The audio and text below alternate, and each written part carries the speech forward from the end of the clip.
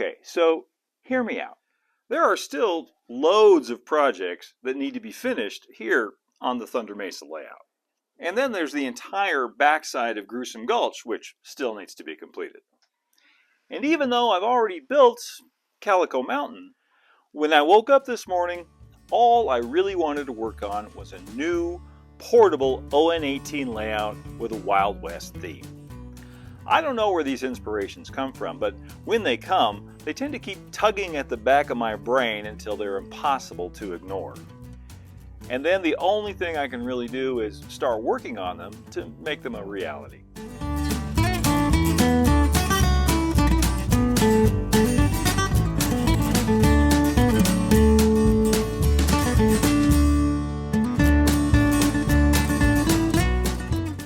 Hey folks, Dave here at Thunder Mesa Studio, and before we jump into this new project, let's rewind a little bit to an earlier idea I had that was very similar but never quite went anywhere.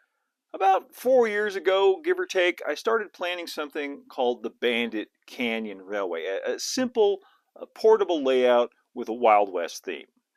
It was kind of like a miniature version of Thunder Mesa that could travel with me to shows and model railroad meets, but unlike the current project, this one was planned in 1/32nd scale, where 3/8 of an inch equals 1 foot, and ON30 track scales out to about 20-inch gauge, making the railway 3/8 N20.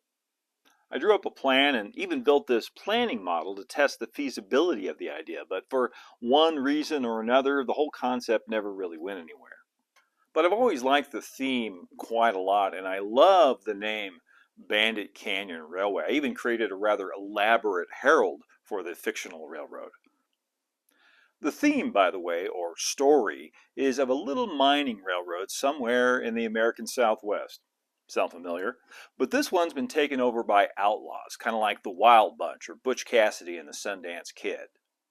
Once again, the era is around 1890-ish, one of my favorite time periods, and landmarks on this little railroad are going to take their names from places along the real outlaw trail, places like Hole in the Wall and Robber's Roost.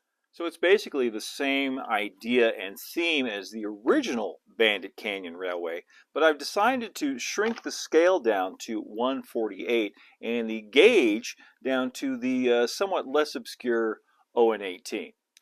As many of you, I'm sure, recall, ON18 signifies 1/48 O-scale equipment running on 9mm gauge track.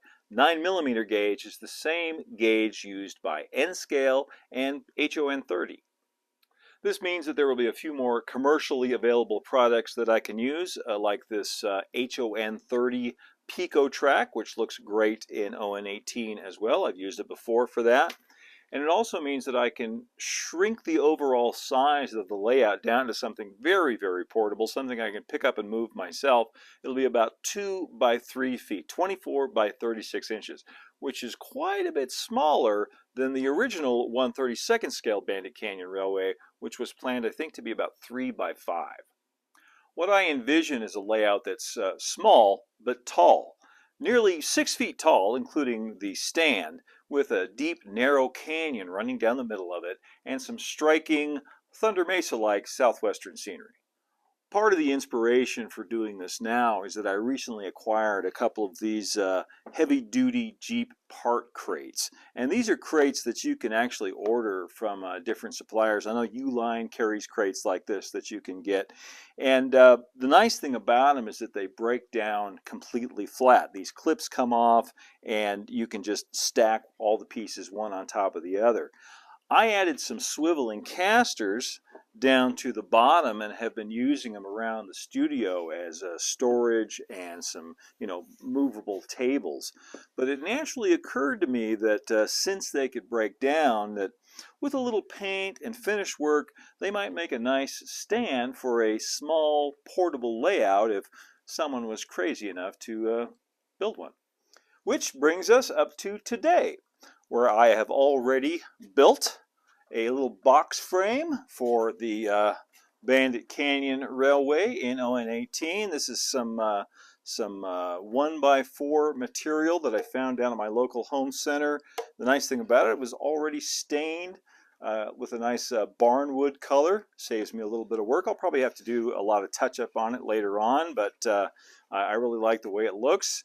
And this is just 24 by 36 inches. I'm not really going to go into the construction of this. It's incredibly basic, and if you've watched my other videos and seen me build Benchwork, it's almost exactly the same process. The difference this time around, though, is that I didn't use screws to hold everything together. I did glue all the joints, but I used some 4D box nails to hold everything together, and that's because I didn't want modern Phillips screw heads to show on my 1890s era layout, because this wood is all going to be visible. And before all is said and done, I'll probably go back and weather these nail heads and add some rust and, you know, staining coming down, a little bit more 1/1 scale weathering on this. So what I want to get done this afternoon is add a pair of cleats to the lid of this crate. This should just take a minute, and that's so I can lift the whole layout off and have it key right back down on top when I need it to. So let's see, pull this off. I think I've got my marks where I need them. 3/4 of an inch.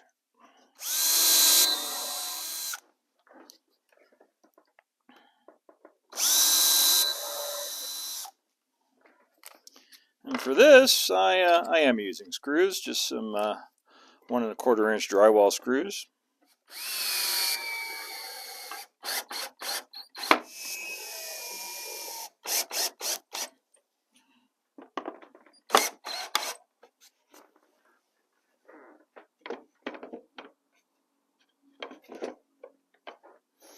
It's going to need to come in just a hair.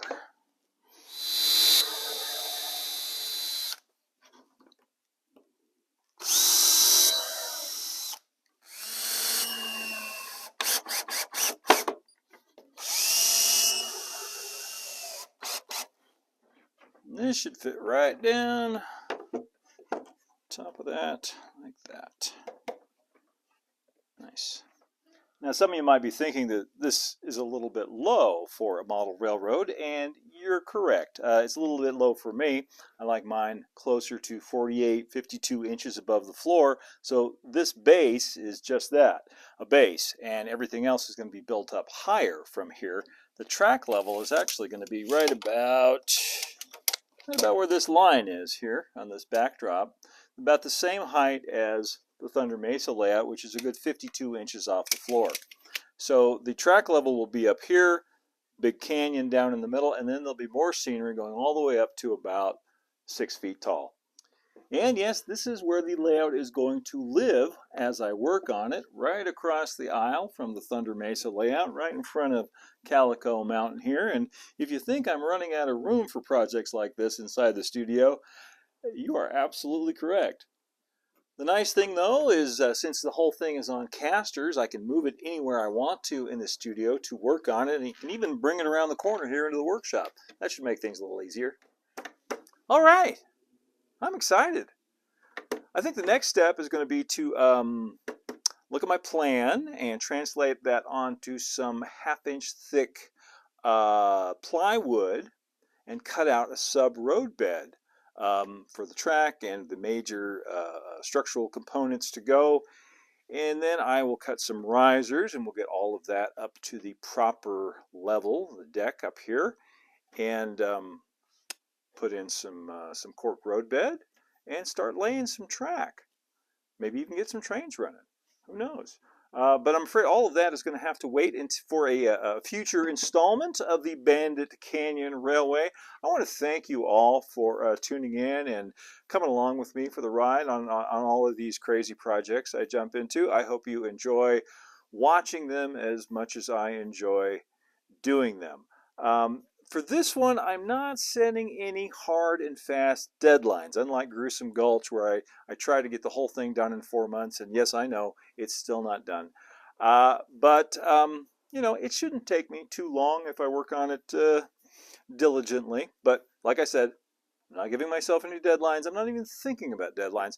This one I'm going to be working on in my spare time just for fun. Well, it's all fun. Anyway, thank you all for tuning in. Don't forget that you can also follow Thunder Mesa on Instagram at thunder.mesa, or see what's new on the Thunder Mesa Studio website at thundermesa.studio.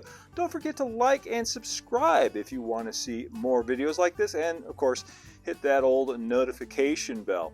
And if you really like what we're doing here on the channel and want to show your support, you can do what these nice folks did and head on over to patreon.com/thundermesa and show your support there. Did you know that Patreon patrons get access to exclusive merchandise, parts from my builds and projects that you see here on the channel, and a lot of them also get discounts depending on the level that you join up at. Anyway, that's patreon.com/thundermesa. Until next time, keep moving forward, my friends, and adios for now.